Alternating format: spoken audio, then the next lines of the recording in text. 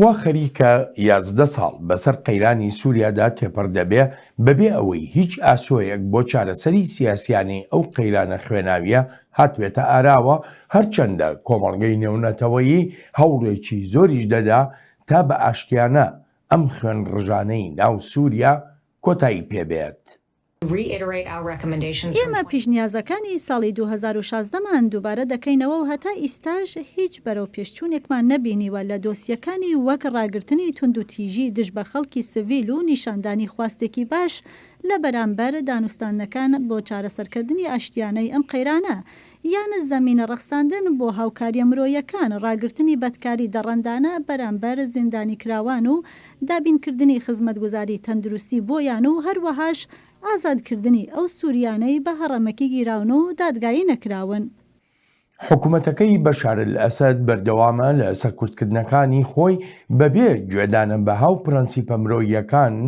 لە هیچ یەکێکیش لە قۆناغەکانی ئەم 11 ساڵەی ڕابردوودا ڕژێمی سووریا هیچ ئاماژەیەکی نیشان نەداوە بۆ پشتیوانیکردن لە چارەسەریەکی سیاسیانە.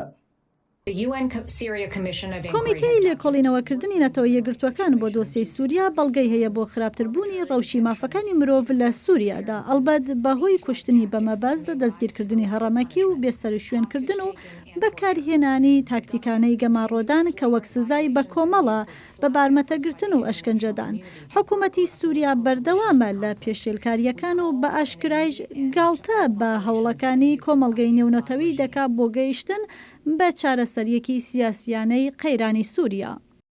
کۆمەڵگەی نێونەتەوەیی بەڕاستەوخۆ و ناڕاستەوخۆ جەخت دەکاتەوە لەوەی لەم 11 ساڵەی ڕابردوودا تاوانەکانی جەنگ لە وڵاتەدا ڕوویان داوە، ئەمە بێ لەوەی ڕژێمی سووریا و تەنانەت هەندێک لایەنی ئۆپۆزیسیۆنیش ڕێگەی دوور لە بەها مرۆڤایەتیەکان بەکاردێنن بۆ بەرەو پێشبردننی کارنامەکانی خۆیان. پێویستە کۆتایی بهێنرێت بە هێرشکردنە سەر خەڵک، کاراسانی بکرێت بۆ نێوەندە مرۆیە نێونەتەوەیەکان و ئەو ڕێکخراوە سەربەخوانەی چاودێری مافەکانی مرۆڤ دەکەن. پێویستە ڕێگە بگیرێت لە بەسەربازکردنی منداڵان و بە تاوانیشدا بنرێت. ئەو منداڵانەی بەسەرباز کراون پێویستە چارەسەری تەندروستی و سایکۆلۆژیان بۆ دابین بکرێت و یارمەتی بدرێن بۆ گەڕانەوەیان بۆ ناو کۆمەڵگە. هەتا ئێستاشی لەگەڵدابێ ڕژێمی فەرمانڕەوای سووریا لۆمەی هەموو ڕەوشی ئەم 11 ساڵەی ڕابردوو لە ئەستۆی لایەنی تر دەنێ بەبێ ئەوەی باسێک لە داواکانی خەڵکی وڵاتەکە بکە بۆ دیموکراسی و هەڵبژاردننی ئازاد و ڕەوا. ئەوان دیموکراسیان لە سووریادا ناوێت، نایانەوێت لە وڵاتەکەماندا هەڵبژاردن بکرێت لە ڕێداگیرکردنی باکووری ڕۆژهەڵاتی سووریا و کۆنتڕۆڵکردنی ئوردوگای ڕۆکبان. ئەوە نیشان دەدەن کە دەبێت گەلی سووریا لەژێر ڕەحمەتی ئەمریکادا بێت. ئەمریکا بە گەلی سووریا دەڵێت ئەو شتە قبوڵ بکەن کە بەلای ئەمریکاوە پەسەندە و چارەسەری سیاسیش تەنها ئەوەیە کە ئەمریکا پەسەندی دەکات و دەشڵێت. سووریایەکان ئەگەر بەو چارەسەریەی ئێمە قایل نەبن، ئەوە هێزەکانمان درێژە دەدەن بە داگیرکردنی ناوچەکانی ڕۆژهەڵاتی سووریا کە ناوچەیەکی دەوڵەمەندە. ڕۆژ لە دوای ڕۆژ ڕەوشی سووریا ئاڵۆزتر دەبێت، بە تایبەتیش لەو ڕوانگەیەوەی بەرژەوەندیەکان لە وڵاتەدا بە یەکیاندا داوە و هەروەهاش سووریا بۆتە زەمینەیەک بۆ جموجۆڵی ڕێکخراوە تێرۆریستیەکانی وەک داعش و ئەلقاعیدە و هاوپەیمانەکانی ئەو ڕێکخراوانە. چاوی واشنگتن لەم بەرنامەیەدا میوانداری کاوە بێسارانی شیکەرەوەی سیاسی دەکا و لە ڕێی سکایپەوە لەگەڵ چاوی واشنگتنە. کاکاوە سەرەتا سوپاس بۆ ئامادەبوونت. یەکەم پرسیاریشم ئەوەیە، چەندی تری دەوێ بۆ گەیشتن بە چارەسەریەکی ئاشتیانەی قەیرانی سووریا؟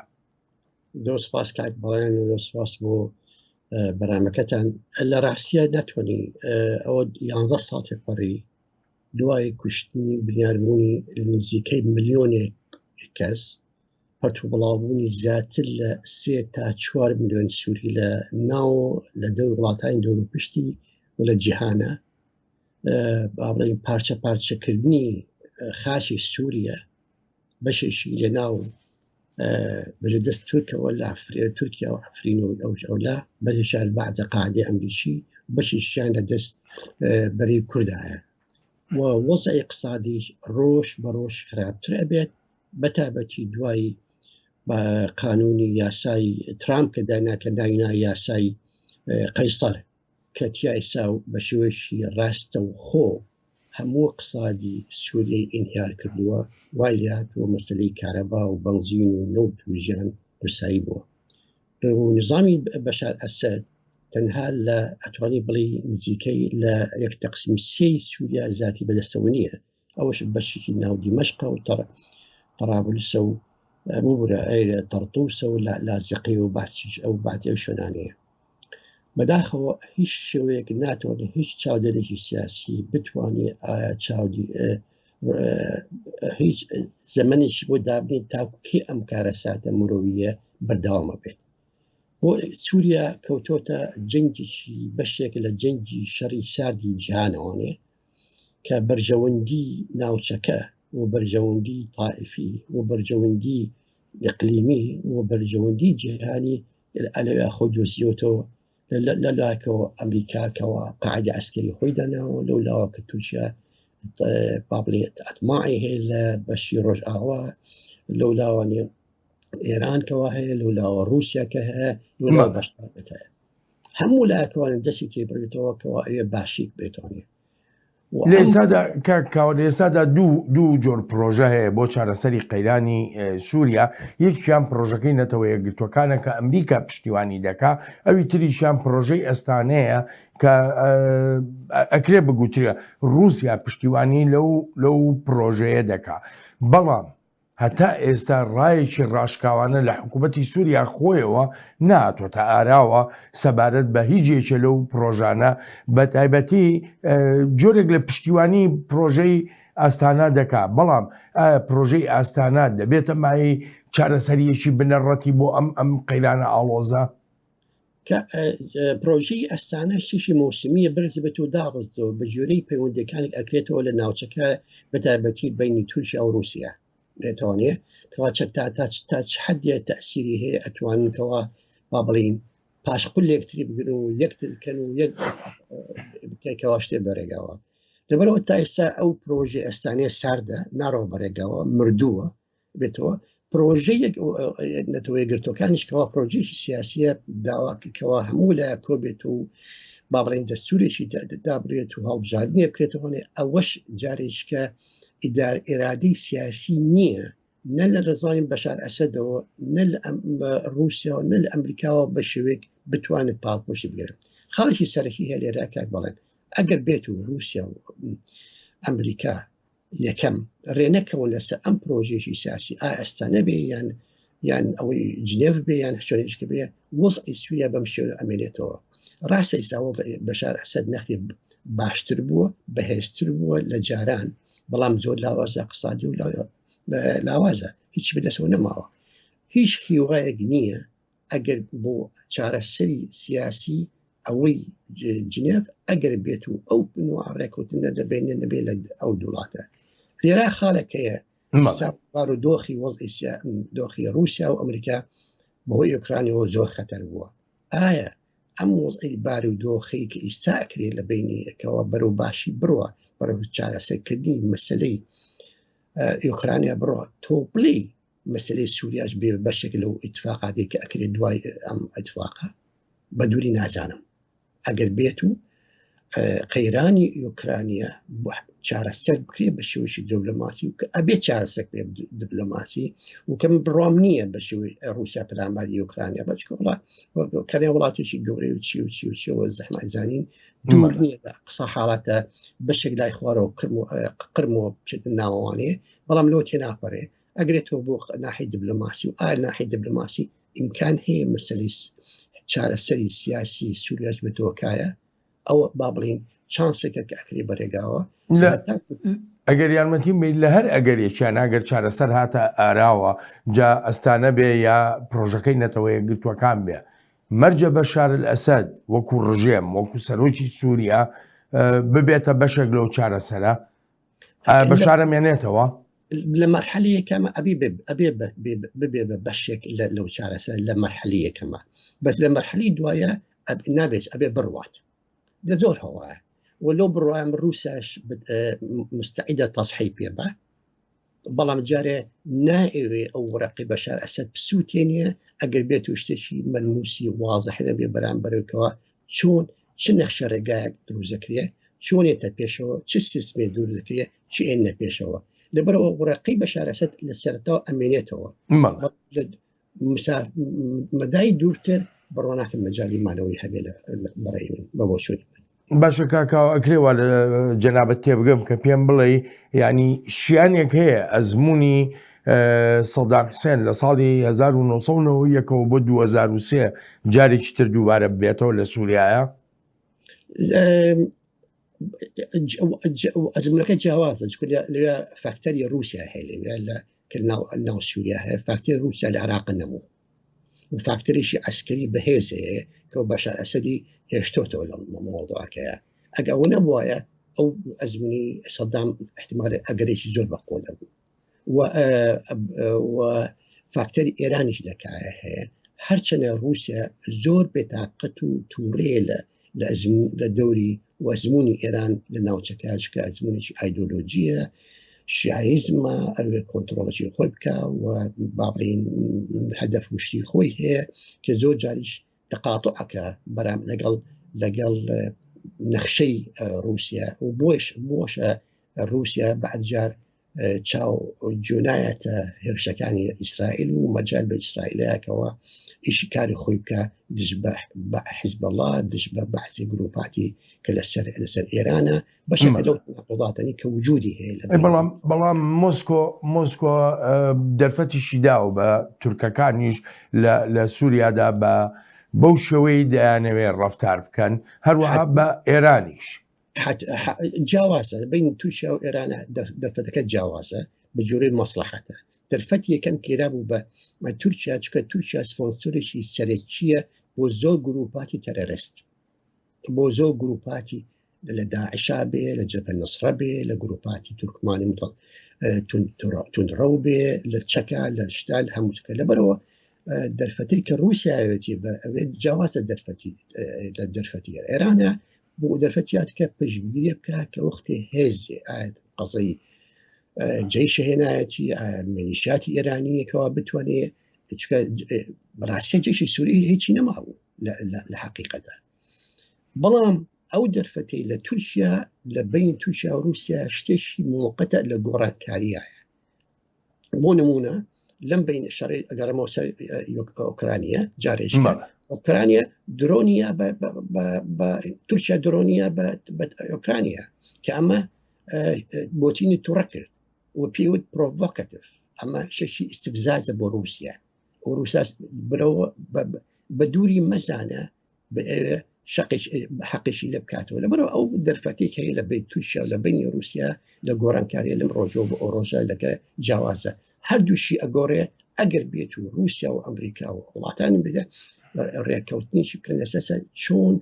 ئەو نەخشە ڕێگای جنێف وڵاتە یەکگرتوەکان بڕوا بەرێگاوە ئەو بلو بڕوایم ئەو باشترین حل ئەبێ بۆ چارەسەرکردنی وەضعی سیاسی سووریا نەگەوەی ئەستانە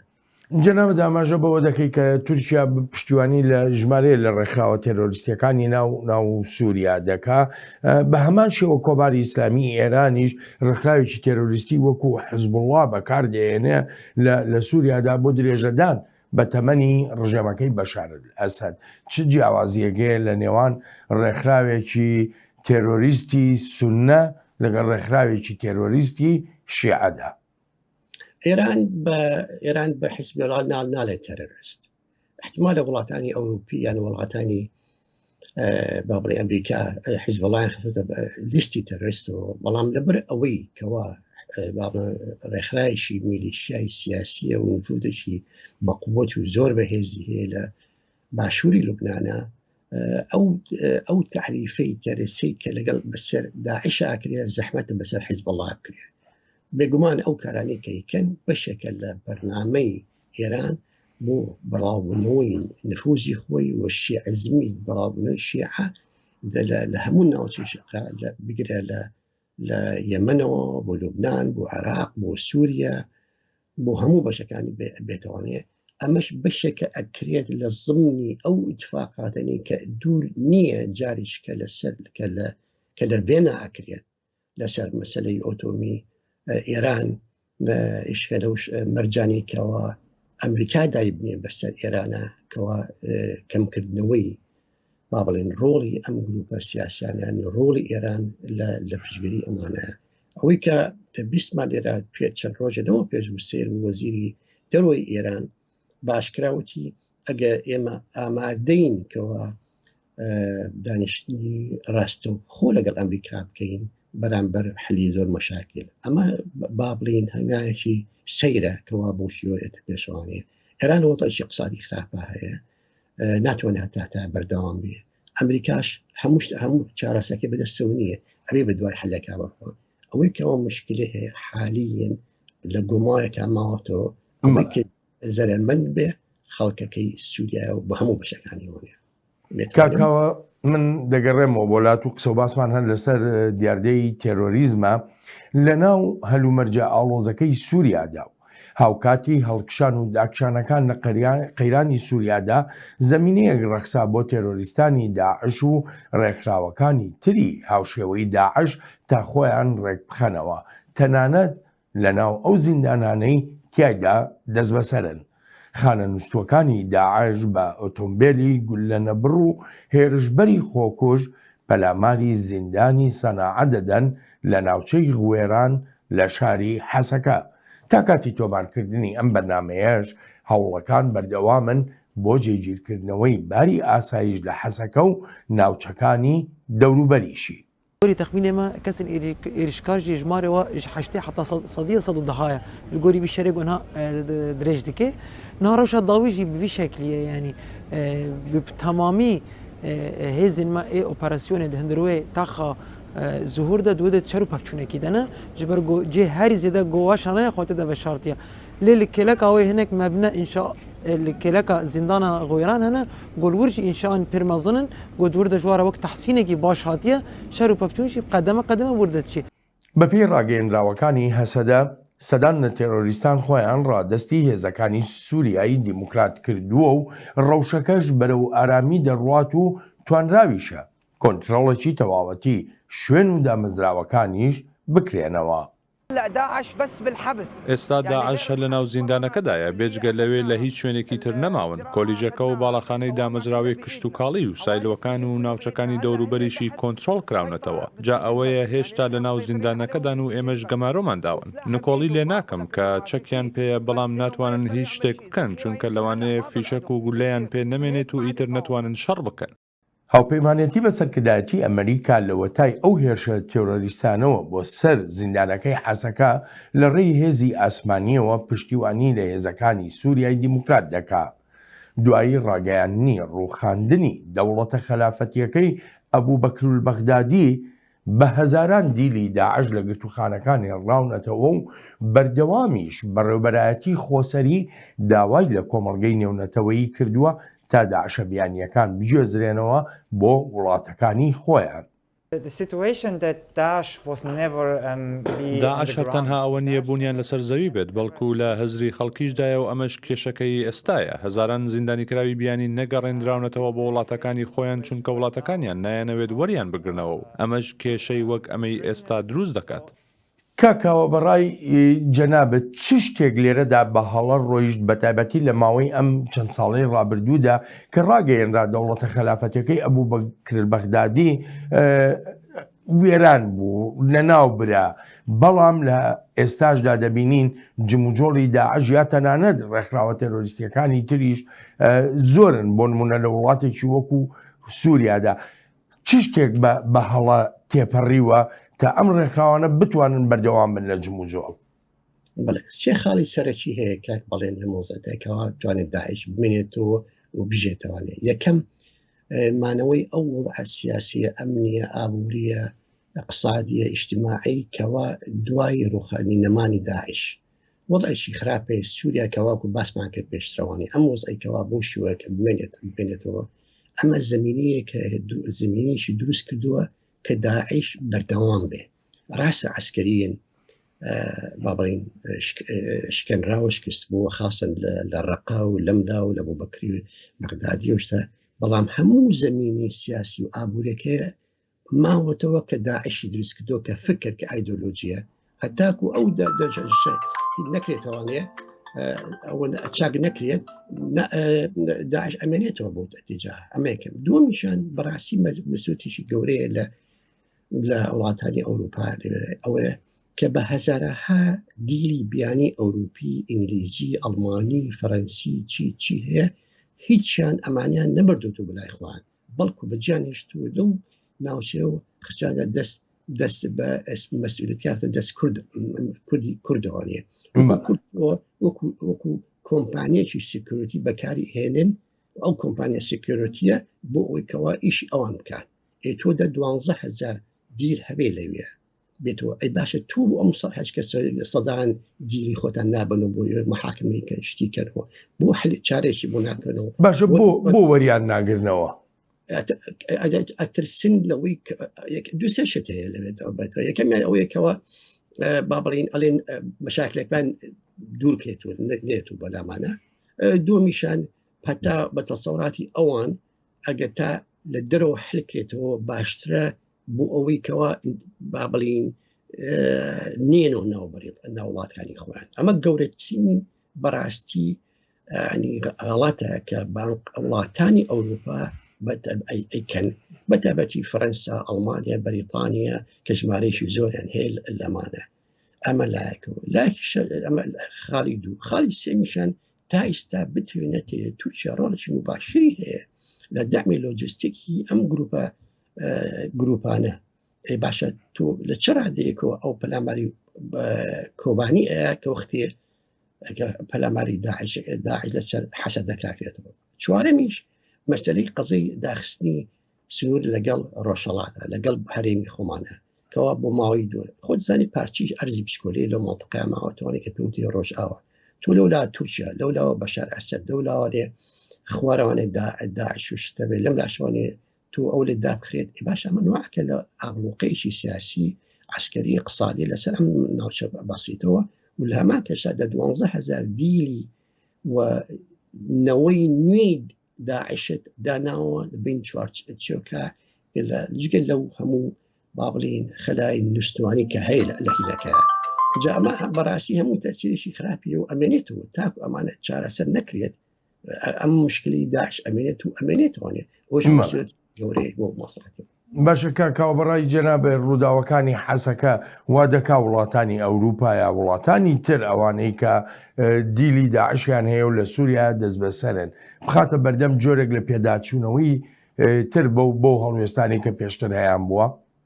هیوادارە بەڵام هیچ شتێک تایسە دیار نییە لەو شتەوە هیچ شتێک باس نەکراوە هیچ شتێک بناتوت پێشەوەتان ئەگەڕێنەوە ئەوان بۆ مەسەلە عسکرێکی کەوا چەند سیلاحی باتێ دووتاری ئەمریکی هەسیە قەسفێ بکات و بڕاو بەرەگات وازانێ حلیان کردووە باشەوە گردەوە بۆچی ئەبێ شەرەفانان بۆ ئەبێ کوردی ڕۆژاوا دائما زەحێ بێ وەکو سکیۆریتیەک با بڵین کۆمپانیەکی سکیۆریتی تەماشاکە ئیشی غەرب بکات ئەمان قەضەی سیاسیان هەیە قەضەی اقتصادیان هەیە قەضەی ئیجتماعی هەیە بۆچی خوێنی ئەو گەنجانە ئەبێ لەوە بکوژرێ ئەی مەسئولەتی ئێوە چییە کۆمەڵگەی ئەوروپی و جیهانی لەو گرێتە ئەبێتەوە بەڕاستی مەسئولێک ئەوان تەحملشی مباشرەتی مباشرەکردنەوەی کەوا ڕوئاتەوارە لە حەسەکە کاکاوە چندێک جەنابەت لەو بڕواایی ئەوەندەی کە چاودێری ئەو بارودۆخە دەکەی لە حەسەکەیە بە گوێمان لە زۆر شیکەرەوە بووە کە دەڵێ ئەم ڕووداوای حەسەکە پەیوەندی هەیە بە ژمارەیە لە هاوکێشەی سیاسی سەر تاسەری ناوچەکەوە چەند تۆ لەو بڕواایی ئەوەی ملەوە بڕام کە داعش با بڵین جهاتی دەرەکی هەیە داعش ئەجوڵێنێ ئەو دەرەکی ئیتر ئایتر لە سەرەوەیە لە باکوورە لە ڕۆژهەڵاتە لەشە بێگومان بەرەیەکی سیاسی گەورە هەیە کە ئەجوڵێنێ لە بۆ بەرژەوەندی خوان و بۆ ئاڵۆزکردنی وەزعەتێکیاوە هەیە ئەو بە دووری نازانم لێتوانێ وە بەڵام چێ خوێنەکەیە کوردەکە خوێنەکە لە ناوچەکەیە چ جهتەکە زیاتر پشتی هەیە کەسێکی ئەڵێ ئەمریکای جوڵێ من بڕام بەو قسانە نیکەوە مباشرەتن ئەمریکا بیکە بەس لە جیهانی سیاسەتە هەموو شتەکە گونجێ لە جیهانی سیاسەتە بەڵام لەم ڕۆژە لەم بەرژەوەندی ئەمریکا نییە کەوا با بڵین دەستگای ڕۆژ ئاوا بڕوخێت داعش بێتەوە بەڵام لە بەرژەوەندی تورکیا بەهێزتر بێ لە بەرژەوەندی بۆ لە بەرژەوەندی تورکیا تورکیا ئەیوێ بە هەر شێوەیەک بێ ئەو ناوچەیە کە لە ژێر کۆنتترۆلی کوردەکانی ڕۆژئاوایە ئیدارەی زاتی کوردەوە نەمێنێ هەر چۆنێوێ ئەو ئیدارە و ئەو خبێکی دووسیان کردو ئەو چەکداریە و ئەو شەربانان هەیە بتوانێت کۆنتترۆلەکان نەمێنێ بەهێزبوومانەوە و بەهێزبوونی ئەو ئیدارەیە لە مەسلحەتینێ جگە لەوەی کە ئەگەڕێنەوە بۆ ئەو خەریتیکەوە تویشە باسێکات کەواڵی 1923 بێتوانێ بۆ ماوەی 6 ساڵ ئەو ناوچێ دابشکراوە ئەبێ بگەڕێتەوە بە جۆری بابڵین برارەکانی موتمەری قومی تورکی کە لە ساڵ 1923 کراوە و ئەمە اتفاقە ئەم ناوچوان هەموو بەشێک بوون لە ناوچی دەوڵاتی عوسمانی و بگەڕێتەوە بۆ ناو دەوڵاتی تورکی هاتێ بە دووری مەزانە چکە قومیەتی جهات هەیە لە ناو حکمی تورکیا ناو حکمی قومەتی متطرفە پاڵ بۆ هەموو شتێکەوەنەیەکەوە خوێن و گوێژا و شت لەو ناوچێ بمێتەوە و بەردەوام بێت دەمانەوەی بەڵێ کاکاوە چەندێک سەرهەڵدانەوەی داعش یا خۆڕێخستنەوەی داعش چەندێک لە بەرژەوەندی ڕژێمەکەی بەشارە لەسەدا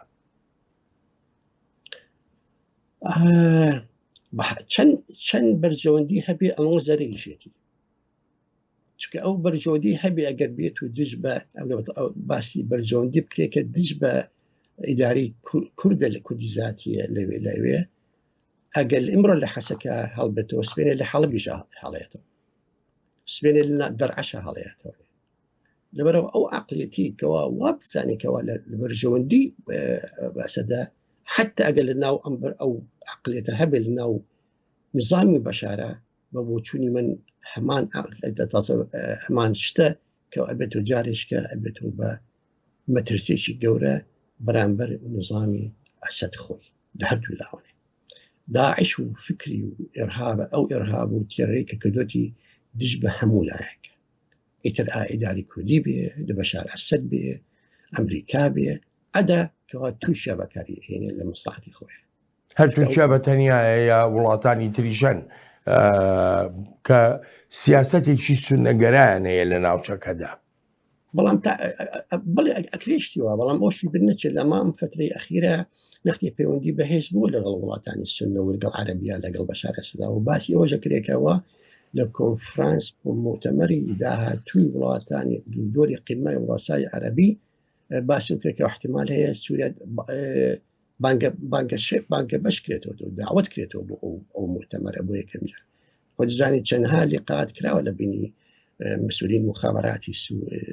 ئیمارات و سعودیە و لەگەڵ مدیر مخابراتی سووریایە و نوع پەیوەندی دروست بۆتەوە حتا لەگەڵ قەتەریشا دروست بۆ دوزارێککە ئەو قوتی کە جاران پاڵپشتی داعشانە کرد بۆ دیجاها لە بیدایەتوانێت شرتنی ئیسا بۆ قوتە داواشکەن بەڵێ بەکاری ئێنن ئەگەر دروست بوو بەکاری هێنن بەزەق لەسەر نظامی بەشار ئەسەد بەڵام بەڕێی من وەکو جارە نابێت وەکو سەرەتا نابێت پێشتر داواستر بێت کاکاوە دەگەڕێمەوە بۆلات لەو ڕۆژەدا کە هێرش کرایە سەر زیندانەکەی حەسەکە چی ڕوویدا و خەڵک چیان دەکرد با پێکەوە لە دانیشتوێکی گەڕەکی غوێرانەوە بیبیستین تەقینەوە هەبوو فڕۆکەی جەنگی و ڕەوشێکی ناهەموار ڕوویدا خەڵکی گەنجیان سەر بڕی جا چی ڕووی نەدا ڕەوشێکی کارەساتاوی بوو بە ناوی ئەو هەموو ئەگروتەقەیەدا خۆمان دەرباز کرد لەبەر منداڵەکانمان و ژیانی منداڵەکانمان لاوە هەلومەرجێکیشدا داعش دەستبەرداری کارنامەی ڕقوچینەی خۆی نابێت و لەگەڵ هەڵکەوتنی هەر دەرفەتێکدا دەکەوێتەوە خوێنڕشتن بەڵێ داعشەکانن خەڵک سەردەبڕن داعش چوونە سەر یەکێک لە ماڵە دەراوسیەکانمان و 4 کەسیان کوشت و دوانیان برابوون قەیرانەکانی ئەم چەند ڕۆژەی ڕابردووی شاری حەسەکە گرفتی گەورەی بۆ دانیشتوان و هەروەها ئاوارەکانی ناوچەکەش دروست کردووە ڕەوشەکەمان زۆر ئاڵۆز و ناخۆشە چەند ڕۆژی ڕابردوو نەمان دەتوانی بچینە دەرێ دەهات ناو ماڵەکان و خەڵکیان دەکوشت دەربازبوونمان معجزە بوو گرفتەکان هەر لەو ناوچەیەدا سنووردار نین و ڕژێمی سووریا و هەروەهاش ئەو هێزانەی پشتیوانی لە ڕژێمی سووریا دەکەن گرفت و کێشەی گەورەتریشیان بۆ هاوڵاتیانی سووریایی دروست کردووە. هلا بمحطة العرشاني، محطة العرشاني ئێمە ئێستا لە بنکەی ئاوی ئەلعسرانین. لەم بنکەیەوە ئاو بۆ شاری ئیدلیب دابین دەکرێت کە ژماری دانیشتوانەکەی زیاتر لە 300,000 کەسە. ڕژیمی تاوانباری رووسیا ئەو بنکەی بردومان کرد و لە کاری خست و لەوانەشە بۆ ماوەیەکی درێژخایەنیش بێت. ئیتر ئاوی خواردنەوە ناگاتە خەڵک. ئەمەش لووتکەی تاوانی ڕژیمی رووسیا و هاوکارەکانیەتی و هەروەش ڕژیمی ئەسەد و هاوکارەکانی. کاکاوە بەڕای جەنابە مەترسی هەرە گەورە لە سووریادا و بە تایبەتی بۆ دانیشتوانی سووریا ڕێکخراوی داعش و هاوشێوەکانی داعشە یاخۆ هاوپەیمانەکانی ڕژێمی سووریان کە بەردەوام بردومانی تەنانەت خەڵکی سڤیلیژەکان. من جارێک کەڵێمانی تێرۆریستی داعش مەترسیەکە لەسەر هەموو مرۆڤایەتی لەسەر هەموو لایەکەوە مەترسیەکە لەسەر ولو بڕوایم مەترسەکە زۆر گەورەترە زیاتر لە گروپەکانی کەوا سەر بە بەشار ئەسەدە. بەشار ئەسەد بتوێت نەتەوێ ڕژێمەکەی زۆر لاوازە ئەو ناوچی کەوا کۆنترۆلێکە لە تەقسیمسی سووریا کەمترە کەوا هەیەتوان وەکو باسمان کرد و لە ناحەی ئابووری زۆر لاوازە. من پەیوەندیم هەیە لەگەڵ چەند کەسانێکی نزیکە هەمە لە ناوچەی ناو دیمەشقا ئەو ڕۆژە باسکە ئەڵێ بە بەتانێک و خۆمان ناو بەتانێک و دەسەرمان خەریکە ڕقبینەوە ئەگەر تاک و پار نەختێ بەنزین و غاز و نەوت و ئەو شتانە ناو دیمەشقا بێ ئیمساڵ ئەوش نەماوە لەبەر وەزع اقتصادی زۆر خراپە لیرە قیمەتی نەماوە شت نەماوە لە اقتصادیەوە بەڕاستی بە بۆچوونی من داعش مەترسێکی گەور هەیە لەسەر و هەج لایەکە پشگیری و دامی کە هەیە داعش دروست کاتەوە مەترسیەکە لەسەر نەک تەنها سووریا لەسەر هەم ناوچەکە ئەوە تا لە عوزێم ڕوویە لە دیالە ڕوویە لە کەرکووک لە مەخمور لە ئەمانە بۆچی واز هەڵێتەوە ئایا بەس تورکیا یان وڵاتانی کەچی دراوسێکیەکەوە بەکاری هێنێ ئەو پرسیارە شکل جاریەوە هەیە ئەلێ لە ناوچی کە دیالە دروست بێتەوە لە عوزێم لە مەخمور دوور نییە پەیوەندی هەبێ بە بەعزی وڵاتی دەرەکی دەر و پشتی عراقەوانێ جگەل لە تورکیا کە پاڵی پیونە بۆ هەدەفی سیاسی خۆی هەموو شتێک گونجێ لە سیاسەتی مرۆ ناوچەی ڕۆژهەڵاتی ناوڕاستێتە عراق بێ سووریە بێ بە ئەمەنگە یێژاو بوو ئەمە شت بەشەوەکەوتەوە هیچ قیمێک بۆ بەشەرەت و بۆ ئینسان و مرۆڤ نەماوە لە ناوچەکە هەموو شتێ بەکاریە بۆ نەخشەی سیاسی خۆیان. باشە کاکاوە ئێمە هەموو تاوانەکانی داعشمان بینی لە عێراقا بێ لە سووریا بێ لە ئەفغانستان بێ لە هەر شوێنێکی تری ئەم جیهانەدا بێ وەکو جەنابیشت دەڵێی یعنی مەترسیەکی ئەجگار گەورەیە بۆ سەر تەواوی مرۆڤایەتی. بەڵام داعش ئەوە تا لە دوای هەموو شکستەکانیەوە لە عێراق و لە ئێرانە جارێکی تر سەراوەداتەوە بۆچی گوتارێک نەبوو لێرەدا بتوانێ بەرەنگاری ئەو هەموو تاوانە بێتەوە و سیاسەتێکی میانڕەوانە بەکاربێنێ بۆ سڕینەوەی دیاردەی داعش بێ قاعیدە بێ بۆکۆ حەرام بێ شەباب بێ یا هەر ڕێکخراوێکی تری تێرۆریستی بێ بۆ نیمانە ئەو ئەسلێرە ئەو نامەیە کە بتوێ حەلکەی ئەگەر بتوێ ئەتوێ داعش و ئەفکاری داعش و ئەفکاری شەباب و ئەمانە نێڵیتەوە ئەبێت تۆ بچارەسەری ئەو ئەزمونە بکەیت کە ئەوان تیادروت کە تیادروزە بێ ئەوەش فەقیریە وڵاتێکی اقتصادی خراپە برسێتیە هەژاریە نەبوونی ئیش و کارە واکەوتنی لەتەکەیە وجودی نظامێکی بۆگەنی تائیفەتی گەندەڵە پچڕانی خەڵکێکی زۆرە لە گیان و نەمانی هیوا دەعمێکی بەهێزی بەعضی وڵاتانی دەور و پشتە بۆ فکری ئەرهابی ئاینی متطرف ئەگە بیت و ئەم ئەزمونانە چارەسەر نەکرێ مەسلەی کە باسمان بەتایبەتی مەسلەی اقتصادی و مەسلەی هەژاری و مەسلەی برسێتی و مەسلەی نەخوێنەواری و مەسلەی گەندەل ئەمانە چارەسەر نەکرێ نەک داعش هەرەمێت فکری داعش ئەمێت و ترا بەنای داعشەوە بێ یا بەنای نەسرەوە بێ یا بەنای قاعیدەوە بێ بەنای هەرچی شتێکەوە بێ دروستەکەەوە چارەسەری ئەمانە پێویستە بە چارەسەری ئەو ئەزمونە کە بۆ هۆی دروستکردنی ئەم ڕێکخراوە تێرۆریستانە و تایسە نەکراوە و ناشیکەن چکە نایەنێت بیکەن باشە بەڕای جەناب گوتارێکی میان ڕەوانەی ئاینیانەیە یا ئیسلامیانە با بڵێین دەتوانێت بەرپەرچی ئەو دیاردەی تونڕەویە بداتەوە یان نا ئەتوانێت بکەێتەوە بەڵام ئەوە بەشێکە بێت لە مۆزاکە بە ئەو لایەشێ بێت ئەتوانێت دەور گروپاتی مەسەرن ئایا مزگەوتەکانە ئایا ئەزهرە ئایا ئەولەما و شتەکانی سعودیە قەتەرە چێ ئەوانی بەغایە ئەوانی کوێیە ئەوانی ئێرانە ئەمان هەمووتوان ڕۆڵی خوان ببینێت کە ئەوانێت دووری خەنەوە لە ئیسلام و دەریخن کەەوە ئەگەر بیانەوە ئیسلام دوور لەو شتانەوە بەڵام مۆ بەشێکێ بەشی سەرچێکی بۆچی من وەزی اقتصادی اجتماعی و پچڕانی ئەو خەڵکەیە لە هیچ هیوایەک بە دوا ڕۆژیان کەەوە بە ئاسانی فکری داعشی فکری ئەرهابی فکری ئیسلا دینی متطرف ئەتوانێت ڕانکێشە بەلای خوانەوە ئەو گەنجانە بەرێ بەڕێگاوە بەڵام چۆن کاکاوە ئەو دیاردانە چارەسەر دەکرێت بوون منە لە وڵاتێکی وەکو سووریادا کە زۆربەی هەرە زۆری بودجەکەی بۆ لەشکر و بۆ ئەو مەبەستانەیە کە ڕژێمەکەی بەشار ئەسەد خۆی دەیانەوێ لە وڵاتێکی وەکو عێراقدا بۆ نمونە یعنی لەگەڵ ئەوەشدا کە داهاتی نەوت بەرەو بەرزی زیاتر و زیاتریش دەڕوات بەڵام تا ئێستا پرۆژەیە نییە کە خەڵک بتوانێت پشتی پێ ببەستێ لە وڵاتێکی وەکو سۆمالیا بە هەمان شێوە ئەفغانستان هەر بە هەمان شێوە قەیرانی دارایی هەیە قەیرانی ئابووری هەیە قەیرانی کۆمەڵایەتی هەیە چۆن نەتوانرێت ئەو پرۆژانە برەویان پێ بدرێ ئەگەیمەتم کاک بەڵێن ئەگمەتە دوو نمونە وەگرین نمونی عراق و نمونی لیبیا وەگرین کە وەختی پەلاماری عراقیانەوەدا عراقیان داژی کرد چیان دروست کرد لە جێتی کە بەدیل بۆ نظامی سەدام نظامێکی گەندەڵی طایفی دروست کرا کەوا ئەو خەڵکی تەواو پچڕان لە هینە لە ژیانەوە ئەگەر بێت و کۆمەڵگای نێودەوڵەتی جیهانی چارەسەرێکی ئەم نوعانە نظامانە نەکات